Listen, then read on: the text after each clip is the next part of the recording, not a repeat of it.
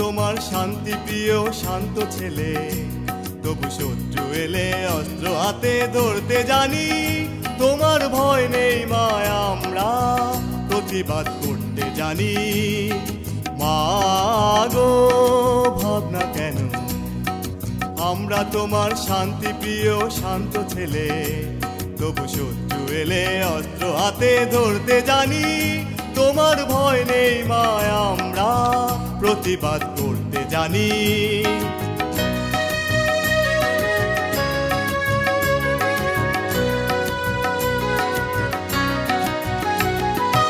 আমরা হারবো না, হারবো না, তোমার মাটির একটি কণাও ছাড়বো না।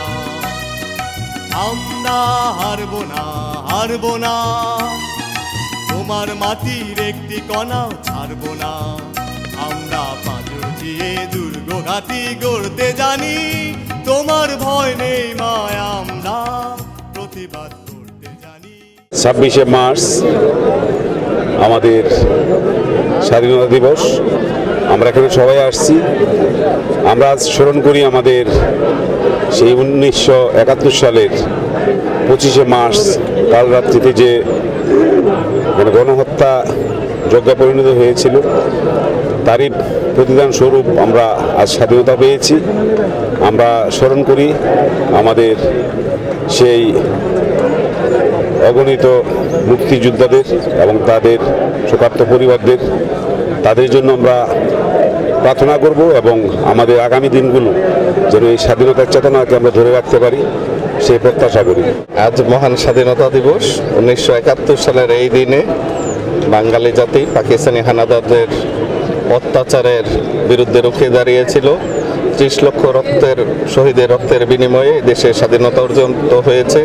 আমরা বাংলাদেশ খ্রিস্টান সম্প্রদায়ের পক্ষ থেকে, বিশেষভাবে দ্য খ্রিস্টান কোঅপারেটিভ ক্রেডিট ইউনিয়ন লিমিটেডের পক্ষ থেকে আজকে মহান স্বাধীনতা যুদ্ধে যারা নিহত হয়েছেন সেই বীর মুক্তিযোদ্ধাদের প্রতি সম্মান জানাতে আমরা জাতীয় স্মৃতিসৌধে এসেছি। আমরা বিশ্বাস করি আমাদের সেই বিদেহী আত্মাগুলো এখন স্বর্গে রয়েছে এবং আমরা আরও প্রার্থনা করি বাংলাদেশ যেন মহান স্বাধীনতা যুদ্ধের যে চেতনা, অসাম্প্রদায়িক বাংলাদেশ, সেই অসাম্প্রদায়িক বাংলাদেশ যেন চির জাগরুক থাকে। এদেশে আমরা হিন্দু, খ্রিস্টান, বৌদ্ধ সবাই মিলে যেন একটি সুন্দর দেশ গড়ে তুলতে পারি, একটি অসাম্প্রদায়িক দেশ গড়ে তুলতে পারি, একটি অসাম্প্রদায়িক সম্প্রদায় গড়ে তুলতে পারি, তারই প্রত্যাশা রাখি। স্বাধীনতা দিবসে সবাইকে শুভেচ্ছা জানাচ্ছি। বাংলাদেশ খ্রিস্টান অ্যাসোসিয়েশনের পক্ষ থেকে গোটা জাতির সাথে আমরা এখানে সবাই এসেছি স্মৃতিসৌধে শ্রদ্ধা নিবেদন করার জন্য। 1971 সনে 30 লক্ষ মানুষ আমাদের এই স্বাধীনতার জন্য জীবন দিয়েছিল এবং তাদের প্রতি বছর স্মরণ করার জন্য আমরা এখানে আসি। তারই ধারাবাহিকতায় আজকেও আমরা এখানে এসেছি। আমরা এখানে এই শহীদদের প্রতি শ্রদ্ধা নিবেদনের জন্য আসার পাশাপাশি আমাদের যে প্রত্যাশা, সেটা হলো যে লক্ষ্য নিয়ে তারা এই দেশকে স্বাধীন করেছিল, জাতি, ধর্ম, বর্ণ নির্বিশেষে বাংলাদেশ হবে এবং অসাম্প্রদায়িক গণতান্ত্রিক বাংলাদেশ হবে এবং সেই ধারাবাহিকতা যেন অব্যাহত থাকে। আমরা হিন্দু, মুসলিম, বৌদ্ধ, খ্রিস্টান সবাই যেন এই দেশে আমরা সমান অধিকার এবং সমমর্যাদা নিয়ে বসবাস করতে পারি, এই প্রত্যাশা আমাদের সবার। বাংলাদেশ খ্রিস্টান অ্যাসোসিয়েশনের পক্ষ থেকে, বাংলাদেশ খ্রিস্টান সম্প্রদায়ের পক্ষ থেকে দেশবাসীকে আমরা সংগ্রামী শুভেচ্ছা জানাচ্ছি। বাংলাদেশ খ্রিস্টান অ্যাসোসিয়েশন এবং খ্রিস্টান সম্প্রদায় 71-এর মহান স্বাধীনতা যুদ্ধে জাতি, বর্ণ, ধর্ম সকলের সাথে একাত্ম হয়ে স্বাধীনতা সংগ্রামে অংশগ্রহণ করেছেন।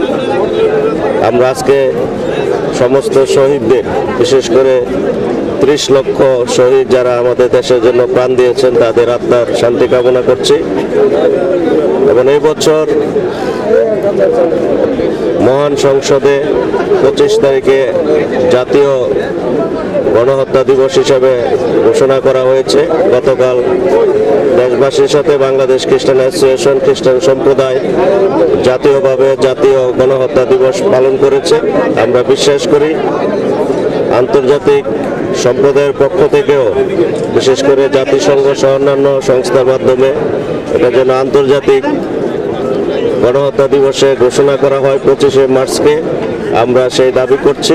মুহূর্তে সবচেয়ে বড় কাজ স্বাধীনতার পক্ষকে শক্তিশালী করা এবং স্বাধীনতার চেতনা সবার মধ্যে ঢুকিয়ে দেওয়া।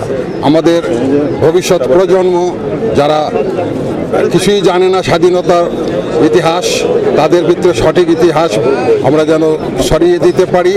আমরা দেখেছি জঘন্য পরিকল্পনায় পাকিস্তানিরা এগিয়ে যাচ্ছে আমাদের ভবিষ্যৎ প্রজন্মকে মিসগাইড করার জন্য। তারা বলছে এটা মুক্তিযুদ্ধ ছিল না, এটা স্বাধীনতা যুদ্ধ ছিল না, এটা নিজেদের মধ্যে একটা তাদের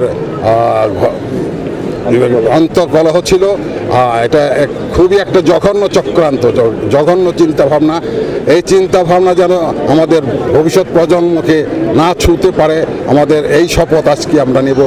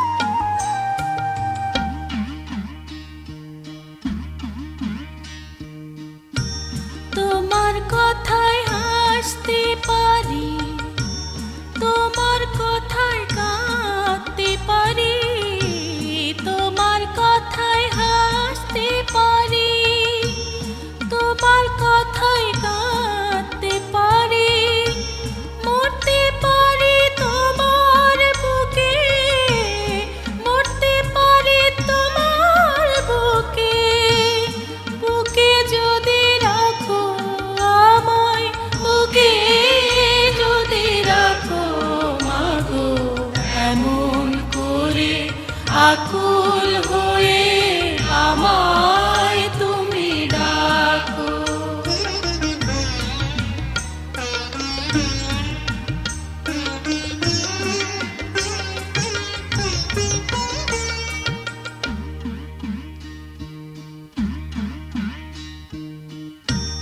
তোমার কথায় কথা বলি পাখির গানের মতো,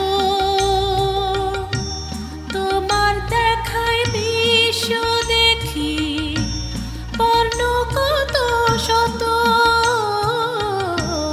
তোমার কথায় কথা বলি পাখির গানের মতো, তোমার দেখায় বিশ্ব দেখি বর্ণ কত শত। তুমি